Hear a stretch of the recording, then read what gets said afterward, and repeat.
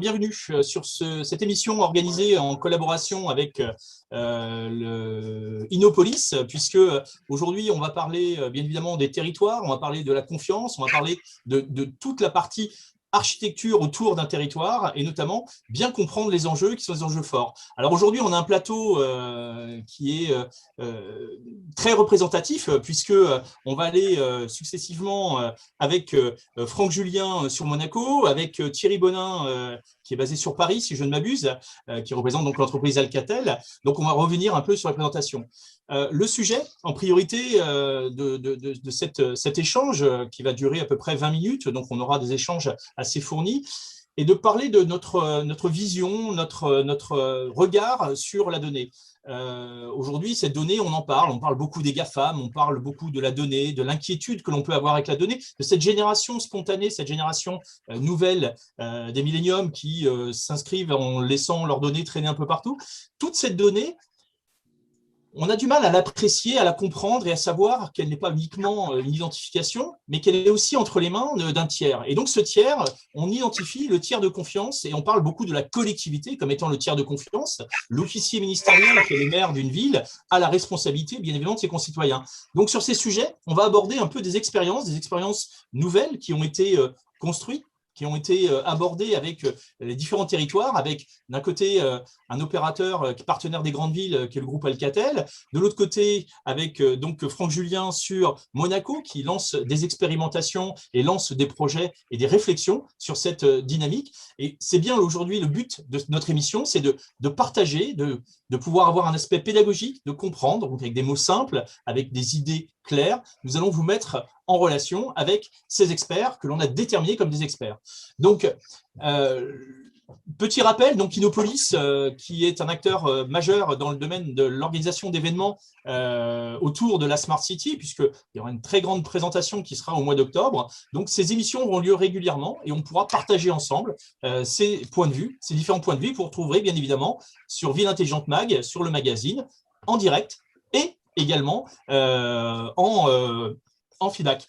Alors, pour commencer, on va parler bien évidemment de cette tiers de confiance, on va parler un peu de cette culture. Cette culture, on va aborder le sujet avec Franck Julien, qui est basé à Monaco. Alors, une nouvelle expérience, Monaco se lance dans la carte d'identité. Donc, cette carte d'identité, c'est véritablement l'engagement citoyen autour de son opérateur qui est, alors là, on va parler d'un pays qui est Monaco, mais aussi d'une agglomération, d'une ville ou d'une métropole. La carte d'identité est quelque chose que l'on a testé. On a déjà abordé le sujet à plusieurs reprises avec Jean-Michel Billot, notamment sur l'Estonie, qui est un précurseur en la matière. Alors, Franck, Monaco, présentez-vous, qui êtes-vous et comment vous avancez sur cette carte d'identité et sur cette confiance numérique que vous donnent les Monégasques? Eh bien, tout d'abord, bonjour. Donc, je m'appelle Franck Julien, je suis conseiller national et plus particulièrement président de la commission du développement du numérique. Alors, pour ceux qui ne connaîtraient pas les institutions monégasques, le Conseil national, c'est un peu l'équivalent de l'Assemblée générale française. Sachant qu'à Monaco, nous sommes dans un système monocaméral, donc il n'y a pas l'Assemblée générale et le Sénat, il n'y a que le Conseil national. Et le Conseil national est en charge de voter les lois, dont notamment celle des budgets. Alors, je rappelle le thème de notre webinaire, c'est comment faire des collectivités des tiers de confiance du numérique. En décembre 2019, le Conseil national a voté 2 lois importantes en matière du numérique. Donc, la première qui concernait la principauté numérique et l'autre donc relative à l'identité numérique. Et ces deux sont complémentaires car l'identité numérique va s'appuyer sur les services de confiance définis par la précédente loi, notamment celles qui concernent l'authentification et la signature électronique. Et grâce au niveau de garantie élevé apporté par l'identité numérique, déployée sur la nouvelle carte d'identité monégasque et la nouvelle carte de résident, chaque monégasque et chaque résident pourra en ligne apporter la preuve opposable de son identité et de son consentement. Parmi les données que l'on a introduites dans ces lois, il y avait la notion de données d'intérêt général. Donc ça, c'est important parce qu'on commence à impulser l'idée que les données, il faut les remonter au sein d'une instance pour pouvoir les mettre à disposition du plus grand nombre. Et par ailleurs, dans les différentes mouvances que l'on sent venir, l'Europe, elle s'apprête à lancer la Data Governance Act.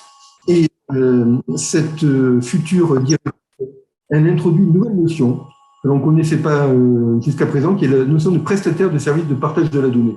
Et c'est vraiment très intéressant parce qu'on voit apparaître une nouvelle classe de prestataires de services qui vient en plus de ceux qui étaient définis précédemment dans la directive eIDAS, sur l'identité, la signature, le cachet, etc., etc. Une nouvelle famille de prestataires de services, elle est appelée à jouer un rôle clé dans l'économie fondée sur les données, en facilitant l'agrégation et l'échange de données, de quantités substantielles de données pertinentes. Alors, les intermédiaires de données qui proposent des services mettant en relation les différents acteurs, eh bien, ils vont contribuer potentiellement à une mise en commun efficace des données, ainsi qu'à la facilitation des partages bilatéraux des données. Et c'est vraiment un aspect très important. On parle de confiance, de tiers de confiance. Là encore, la directive européenne sur le eIDAS, elle définit ce que sont les services de confiance. Nous, à Monaco, on a essayé d'avoir une vision un petit peu plus étendue parce que, en dehors de la signature électronique, des cachets électroniques, de l'horodatage, on a essayé d'aller vers des notions de numérisation de documents, de la conservation de gestion de données et du coffre-fort électronique, qui est aussi là un élément clé concernant la confiance que peuvent inspirer les différents utilisateurs par rapport à cette préservation des données. On le voit que c'est vraiment majeur. Donc à Monaco, on va lancer, ça a été annoncé vraiment, c'est tout frais il y a quelques jours, l'identité numérique et notamment la carte d'identité monégasque électronique. Le cloud souverain, on en a déjà parlé. Là aussi, c'était vraiment très important d'avoir des éléments là-dessus.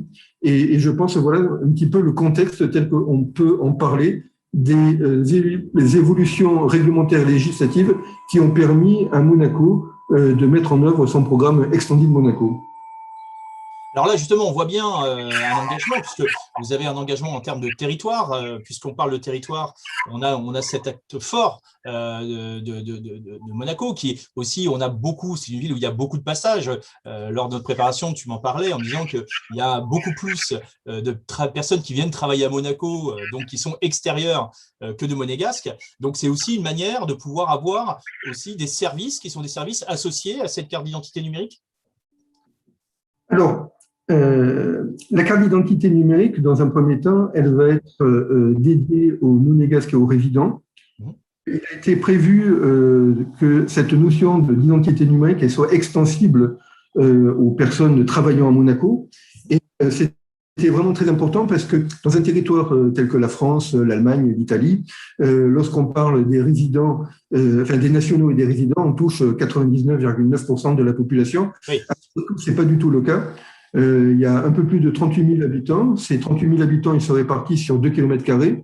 On est, alors pour la petite anecdote, en termes de pays, le pays avec la plus forte densité au monde, en termes d'habitants au kilomètre². Et on a, en fin d'année dernière, on était quasiment à 56 000 emplois.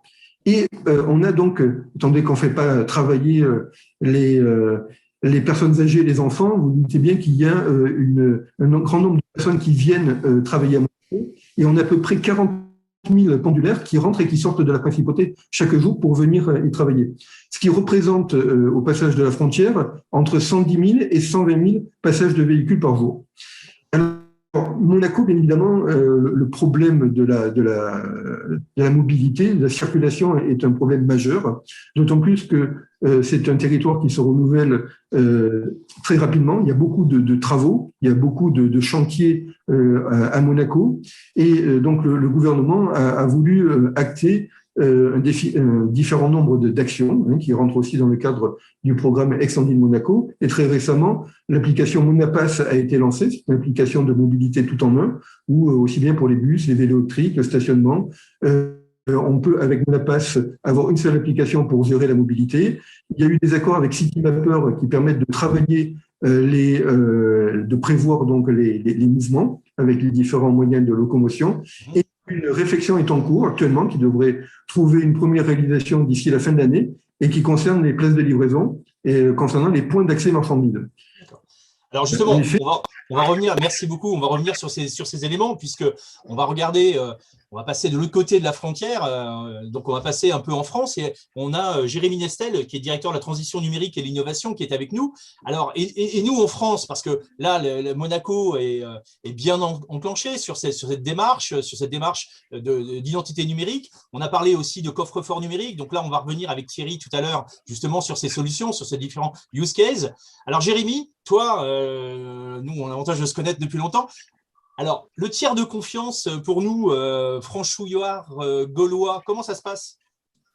Alors, ce qu'il faut bien démarquer dans cette question de tiers de confiance et d'enjeux numériques sur la data, c'est par quel angle aujourd'hui on l'attaque et comment on le prend. Alors, très rapidement, le tiers de confiance, si je vais sur les personnes qui ont le plus besoin, par exemple, de sécuriser leurs données, de coffre-fort numérique, par exemple, où on est en train de réfléchir à une expérimentation sur notre communauté d'agglomération avec une société qui s'appelle Cozy Cloud en open source, c'est les personnes qui sont le plus en précarité. Ça veut dire c'est là où on a besoin. Ce sont sur des gens qui travaillent en tant qu'aidants numériques. C'est ce qu'on appelle. On s'aperçoit qu'il y a de plus en plus de personnes qui ont des difficultés. Il y a énormément de mots de passe maintenant à connaître pour garantir ses droits, pour entrer en contact avec l'administration, pour comprendre aussi toutes les traces numériques qu'on laisse.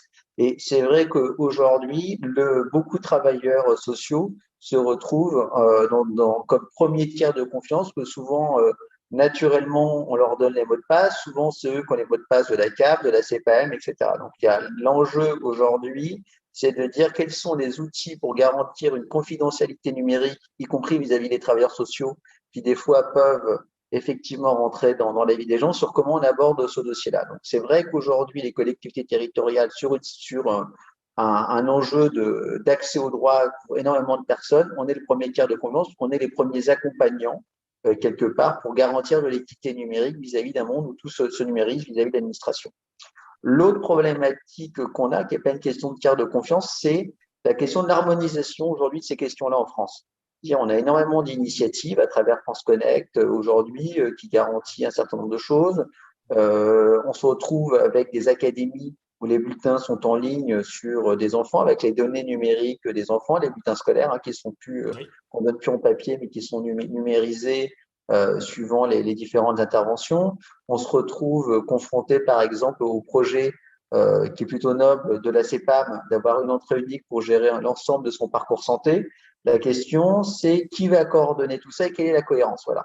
C'est plutôt la façon dont, à mon avis, aujourd'hui, se pose la question. Et si une collectivité territoriale, et c'est la question qui est posée, est tiers de confiance, elle est tiers de confiance que souvent, c'est la première porte d'accès qui reste ouverte pour bon nombre d'habitants. Et je pense à notre contexte sur notre comité d'agglomération où on est encore, nous, on cumule des villes médianes, des villes moyennes, mais également des villes en milieu rural. Et donc, du coup, il y a énormément de personnes qui vivent en ruralité où le premier tiers de confiance qui représente l'administration, c'est la mairie. D'autant plus dans un contexte où des bureaux de poste se sont fermés et que les mairies tendent à avoir du multiservice et à faire des activités également postales. Donc, si tu veux, la question sur laquelle on travaille aujourd'hui, c'est expérimenter. Il faut que les travailleurs sociaux, faut qu'on ait des retours d'usage. Qu'est-ce que c'est qu'un coffre-fort numérique? Qu'est-ce qu'on met dedans? Comment on retrouve une vie numérique? Parce qu'il y a énormément de choses dans le coffre-fort numérique. On peut mettre ses fiches de paye, on peut mettre toutes ses données bancaires, on peut mettre. Donc, il y a aussi un travail à faire avec les partenaires privés. Je pense notamment aux factures EDF, qui sont des preuves souvent qui sont demandées. Je pense alors, c'est vrai qu'il y a plusieurs partenaires énergie, donc je cite EDF parce que c'est un réflexe, mais en tout cas, l'ensemble des partenaires énergie, l'ensemble des partenaires télécoms qui sont importants. C'est aussi un travail, on y pense peu. Aussi, ce que nous, on veut faire sur la Cavalère, c'est donner la possibilité aux gens, si on arrive à stocker toutes leurs données dans un coffre-fort numérique, de leur donner des enjeux de data analyse, c'est-à-dire de comment on peut gérer ses dépenses, prendre conscience de sa consommation énergétique. Par exemple, ça peut être un argument pour engager des gens dans une rénovation énergétique. Combien m'a coûté l'ensemble de mes dépenses pour me chauffer? Comment je véhicule? Il y a des expériences autour de la donnée et qui sont extrêmement intéressantes et qui sont menées où on peut réfléchir à comment les gens finalement circulent parce qu'on peut les suivre. Donc, il y a plusieurs travails à faire autour de cette donnée et du travail aujourd'hui qui est posé en termes de tiers de confiance, c'est comment accompagner finalement l'ensemble des habitants d'une population à pouvoir avoir une relation finalement sécurisée sur leurs données d'échange avec l'administration et leurs données en général, et ensuite comment on les accompagne pour qu'ils aient une pratique qui ne soit pas seulement proposée par des partenaires privés, c'est-à-dire d'une valeur ajoutée, c'est-à-dire comment on peut capitaliser une meilleure gestion ou un certain nombre de prises de connaissances sur finalement les indicateurs que peuvent nous donner nos données en mutualisant ou en mélangeant certains indicateurs. Ouais. Alors justement, on en parlait en préparation avec Franck, on parlait donc du groupe La Poste qui a lancé ses coffres-forts numériques il y a à peu près une quinzaine d'années, qui n'ont jamais eu un essor très très significatif et amusant. Je voyais la publicité ce midi justement de la démarche du groupe La Poste sur le coffre-fort numérique. Donc l'identité du tiers est fondamentale. On l'a bien compris, la collectivité est véritablement le garant. On sait que nos données ne seront pas réutilisées. On voit certaines banques, tu parlais de classification de dépenses, on voit de certaines banques qui proposent la classification des dépenses, mais on se dit, après, je vais être classé en voyagiste, chez un voyagiste, parce que je fais beaucoup de dépenses en voyage, chez marchand d'hôtel, etc., etc. Donc, on est toujours un peu inquiet sur nos données. Alors, puisqu'on parle de coffre-fort numérique, on a un expert avec nous en matière de coffre-fort numérique, Thierry Bonin. Eh bien, écoute, je vais te laisser te présenter. Et justement, vous, auprès d'Alcatel-Lucent, vous avez une démarche justement sur ce coffre-fort numérique. Alors, quelle est l'approche que tu as, toi, vis-à-vis des collectivités? Bonjour à tous, donc merci Rénal pour l'invitation. Bonjour Franck. Moi je suis donc en charge du Corporate Public Affairs pour le groupe et des partenaires stratégiques. Et on a une très grosse activité sur la Smart City. Pour Alcatel-Lucent, en fait, la sécurité des données commence déjà au niveau de l'infrastructure. C'est-à-dire qu'on peut échanger des données, mais déjà il faut avoir une infrastructure, que ce soit réseau, Wi-Fi, qui permettent d'être complètement sécurisés, puisque c'est là-dessus que vont commencer à transiter l'ensemble des données, que ce soit de l'électricité, que ce soit de l'énergie, de la climatisation, et ainsi de suite. Après, ce qui est quand même important, c'est que les collectivités ont commencé à comprendre qu'avec les données, ils avaient le pétrole du digital entre les mains. Et ça, c'est important, c'est que ces données, aujourd'hui, ça a une valeur. Et tout le monde va essayer de les acheter, et c'est pour ça que les GAFAM sont les premiers à essayer de récupérer l'ensemble des informations qui vous concernent. Nous, chez Alcatel-Lucent, on a pris le parti de dire que ces données ne nous appartenaient pas, elles appartiennent aux clients, c'est-à-dire à la collectivité.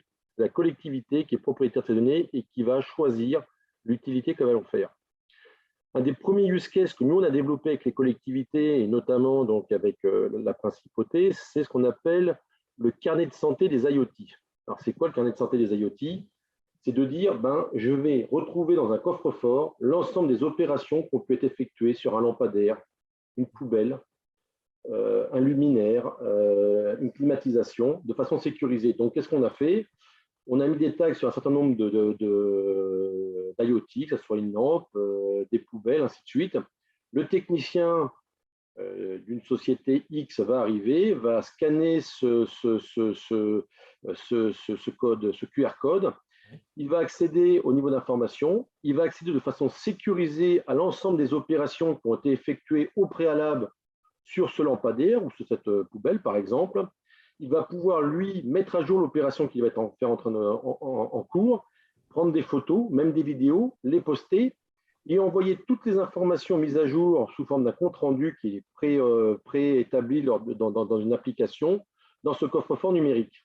Ce qui permet en fait à n'importe quel agent de la ville ou de la collectivité de pouvoir intervenir sur n'importe quel type d'IoT et de pouvoir retrouver toutes les informations qui ont pu être faites sur cette IoT de façon sécurisée.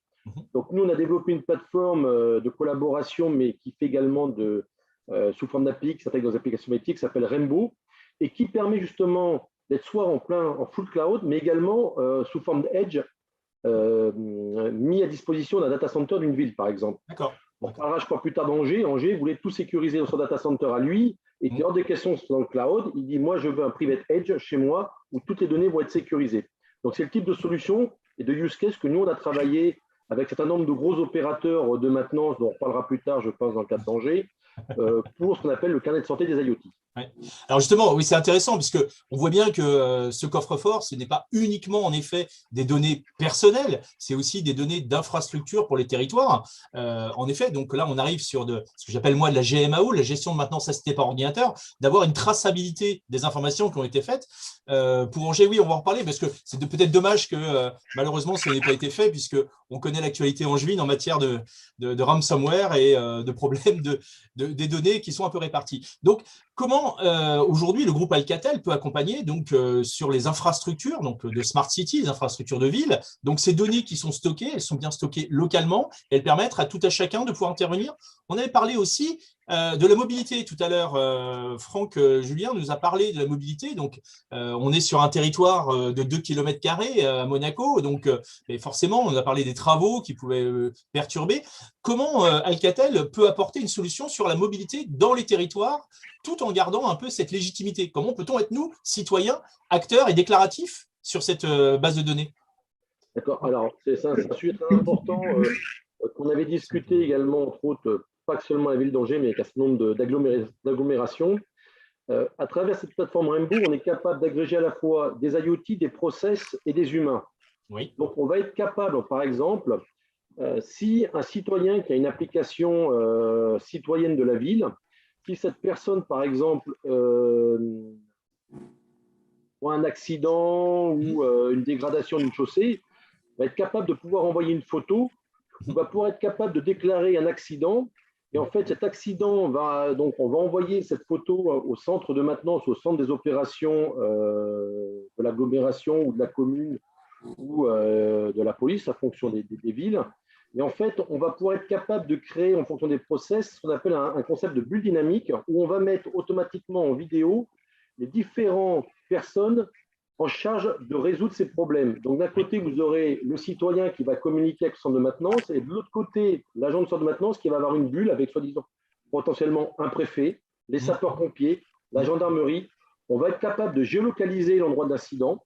On va être capable à distance de pouvoir envoyer une information à une caméra, par exemple, pour qu'elle fasse un zoom sur l'accident. Elle va être capable également d'envoyer un message sur un panneau qui va dire « Merci d'éviter l'autoroute A6, elle est fermée à cause d'un feu ». Et on va être capable également de pouvoir informer et détecter quel est l'agent de maintenance le plus proche de l'incident pour qu'il se rende le plus rapidement dans les lieux. Tout ça peut être enregistré et stocké dans des centres de données qui sont souverains et sécurisés. Alors, très important, puisque donc là, on fournit un tableau de bord. Donc, bien évidemment, on sait très bien que les collectivités, la plupart, sont organisées sous forme de silos, que eh bien, la voirie ne communique pas forcément avec la signalétique. Et donc, c'est aussi la fonction Smart City, c'est une fonction transverse. Donc là, vous apportez une solution transverse. Voilà, on est vraiment dans l'hypervision, hein, on avait la vision de chacun des départements, là on est dans l'hypervision. Donc c'est un petit peu aussi des démarches qui ont été lancées par des territoires, donc je sais que tu as participé avec le groupe NJ. Donc Franck, vas-y, alors explique-nous un peu comment toi tu gères sur ton territoire cette problématique de mobilité. Alors, avant de revenir sur le sujet de la mobilité, je voudrais juste apporter une illustration par rapport à la problématique que vient de décrire Thierry. Je prends un objet apparemment très simple, un candélabre, une lumière. Avant d'être confronté au sujet, j'ignorais le nombre d'intervenants sur cet objet du mobilier urbain. Et en fait, en ayant recherché un petit peu quels étaient les cycles, on s'est aperçu que, alors c'est un exemple par rapport à Monaco, hein, dans les collectivités françaises, les intervenants sont différents. Mais en tout cas, à Monaco, il y a 3 services de la mairie qui sont concernés. Tout d'abord, il y a le service qui s'occupe des illuminations pour les fêtes de fin d'année, puisqu'on approche pour Noël, jour de l'an, des illuminations sur les candélabres. Ensuite, il y a le service, je dirais, publicitaire ou des manifestations. De temps en temps, ils rajoutent des kakémonos publicitaires en fonction de manifestations. Oui. Et en fait, il y a aussi des fanions qui sont mis pour la fête nationale. Et ça peut être mis en œuvre par des sous-traitants.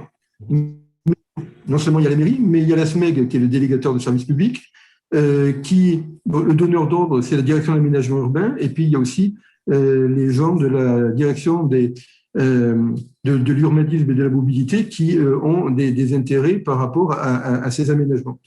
On voit que le nombre d'acteurs pour un objet du mobilier urbain qui est apparemment simple, il est très important. Oui.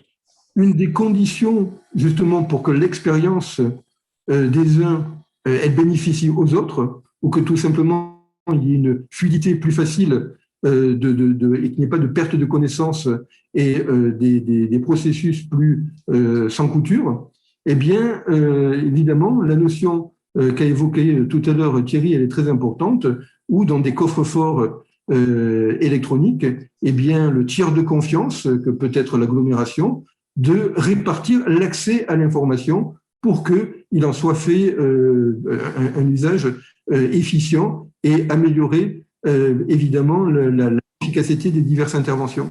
Parce que le manque de circulation d'informations est source d'interventions qui doivent être répétées, de perte de temps, de déplacements multiples sur des lieux. Et donc, c'est un élément très important à la Smart City. Donc ça, c'était pour rebondir par rapport à ce que disait tout à l'heure Thierry. Et pour revenir à la thématique, je dirais, de la mobilité, là, on s'aperçoit que tous les pays, toutes les villes, toutes les agglomérations, elles ont cette problématique. C'est celle de la livraison de l'objet pour le dernier kilomètre. Et les places de livraison, elles ont un rôle essentiel parce qu'il suffit qu'une place de livraison elle soit pas occupée par le bon acteur, qu'il y ait une voiture tampon ou quoi, eh bien, on s'aperçoit qu'il va y avoir un stationnement double fil ou un stationnement dans une zone qui va être gênante, et de suite, ça a des répercussions sur la qualité de vie, sur le cadre de vie, puisque ça va générer des embouteillages, des agacements et tout ça. Donc, je sais qu'à Monaco, il y a une réflexion qui est en cours justement pour pouvoir gérer certaines places de livraison de manière particulière, où on va pouvoir mettre en œuvre un système de pré-réservation et de réservation tout simplement, pour justement faciliter cette livraison qui est de plus en plus rentrée dans les mœurs, avec le confinement a favorisé, je dirais, encore plus le phénomène des achats en ligne. Et donc, on voit bien que c'est des phénomènes auxquels les diverses agglomérations, villes, cités, vont être de plus en plus devoir trouver des solutions efficaces. Et là, je dirais que les outils de numérisation, à travers les tiers de confiance que doivent être les agglomérations, les villes, États ou autres, en ce qui me concerne, vont avoir un rôle majeur pour pouvoir améliorer le cadre de vie des concitoyens. J'ai toujours eu du mal à imaginer qu'à Monaco, il puisse y avoir des problèmes de mobilité. Quand on voit le Grand Prix de Formule 1 de Monaco, on voit les vitesses qu'atteignent les voitures. Donc, on a du mal à s'imaginer qu'il y a des problématiques. Mais en effet, l'été, ça doit être quelque chose d'assez intense puisqu'on a encore en plus cette saison touristique. Alors, justement, je vois Jérémy Nestel qui voulait intervenir. Jérémy, toi, ton commentaire un peu sur cette donnée et cette numérisation. Oui, je voulais rebondir sur ce qui a été dit. En contrepoint, je viens d'en faire une étude. Je pense pas que la data soit l'or noir des collectivités territoriales. Ouais. On peut pas dire ça. Et la preuve, c'est quand vous allez sur la plateforme data.gouv, on s'aperçoit que sur tout le travail qui est fait des collectivités territoriales pour mettre des gens en open data, et là, je viens de regarder la statistique, il y a quasiment pas de réutilisation, voire même de consultation.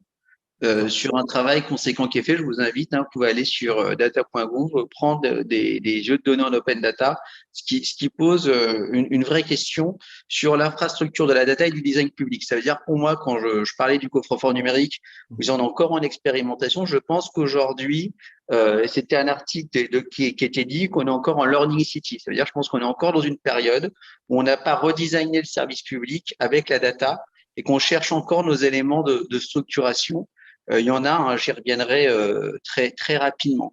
Donc ça, c'est le premier point. Le deuxième point, et on a tendance à le confondre, je dirais que la data, c'est comme des minerais qu'on peut avoir dans certains pays. Ça veut dire c'est pas parce qu'on a des minerais qu'on est riche, on a des minerais qu'on sait traiter les minerais. Et souvent, le coût de construction d'un minerai, c'est quelque chose qui est assez conséquent. Ça veut dire qu'aujourd'hui, même avec un data scientist ou un data analyst, même avec des équipes de data scientists et data analysts, ça serait très compliqué de trouver une valeur à la data d'une collectivité territoriale. Donc, je pense qu'aujourd'hui, on est sur un axe de structuration. Donc, il y a des éléments structurants, parce qu'il faut se trouver des échelles territoriales à travers des lacs de données qui sont importants, que moi, j'encourage à ce qu'ils soient les plus larges possibles sur des échelons territoriaux de coopération entre territoires, voire même de coopération avec des partenaires privés pour mener des expérimentations. Oui. Il y a effectivement, et tu posais la question des coffres-forts numériques, mais pourquoi il y a peu de coffres-forts numériques qui sont déployés? Parce que souvent, il faut trouver des financements des coffres-forts numériques. Car la donnée, faut la stocker, donc on verra les data centers.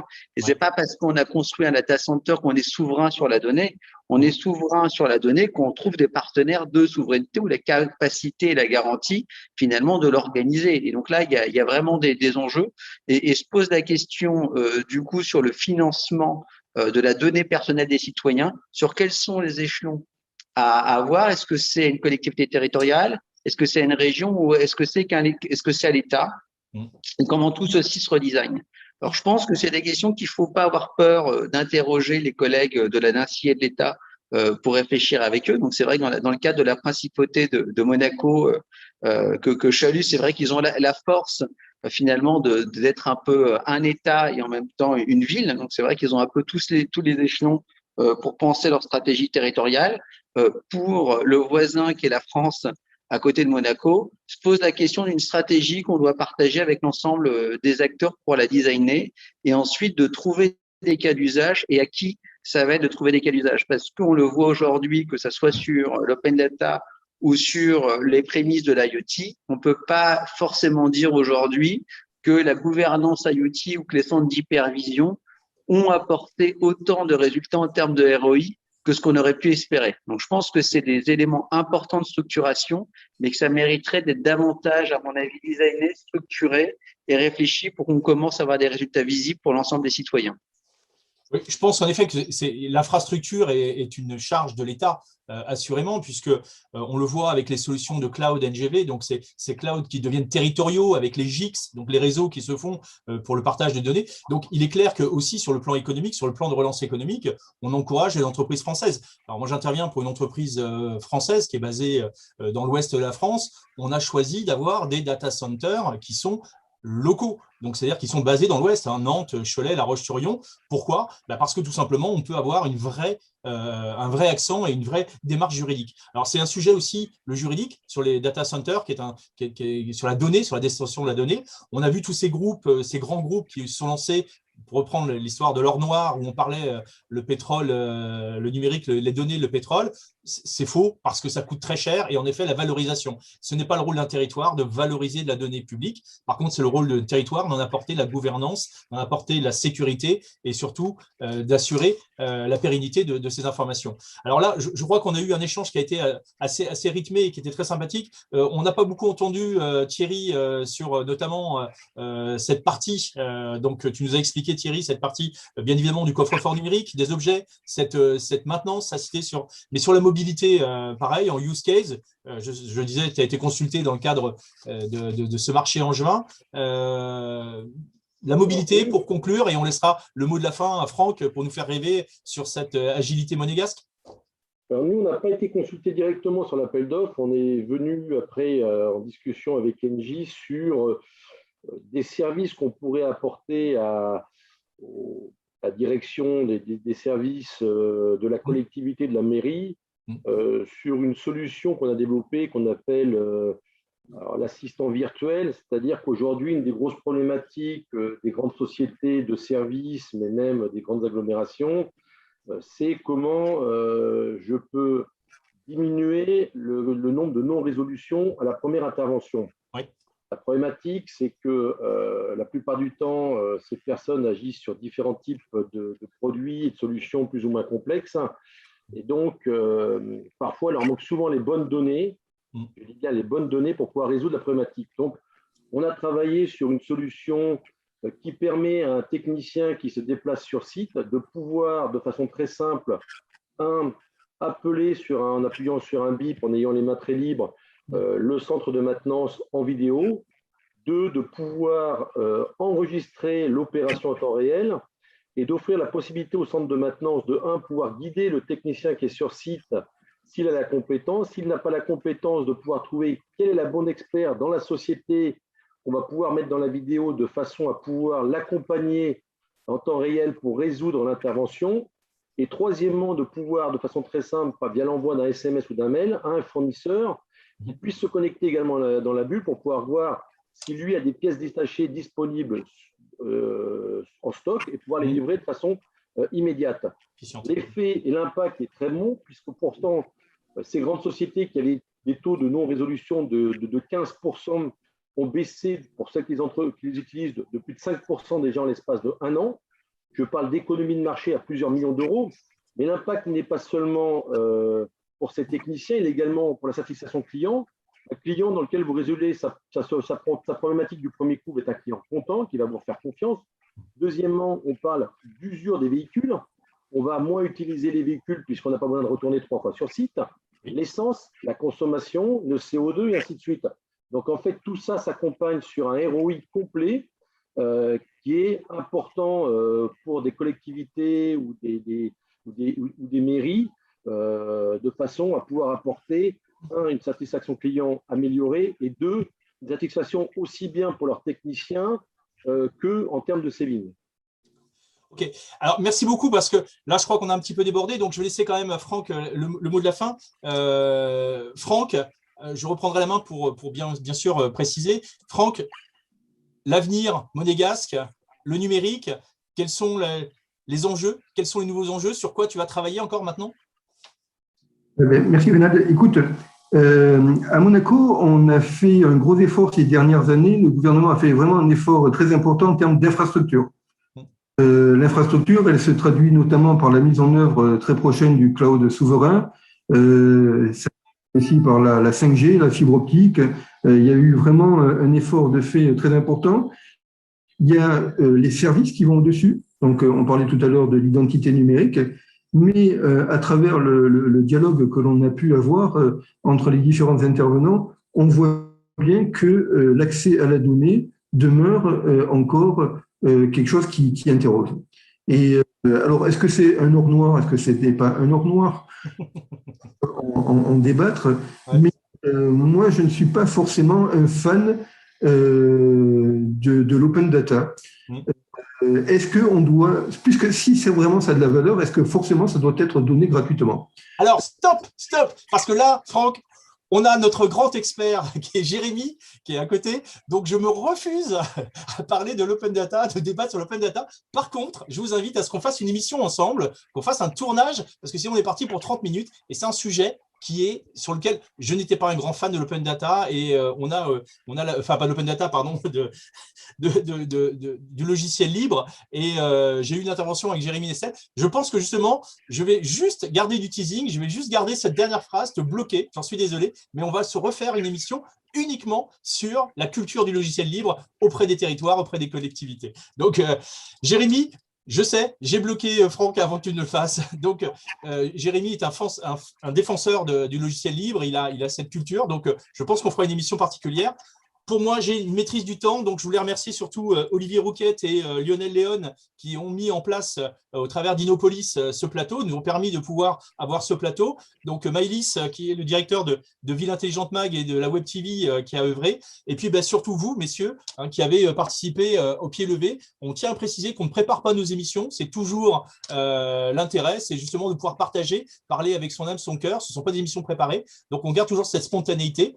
Donc, Franck Julien, merci beaucoup et tu nous as donné envie, numériquement en tout cas, d'aller sur Monaco.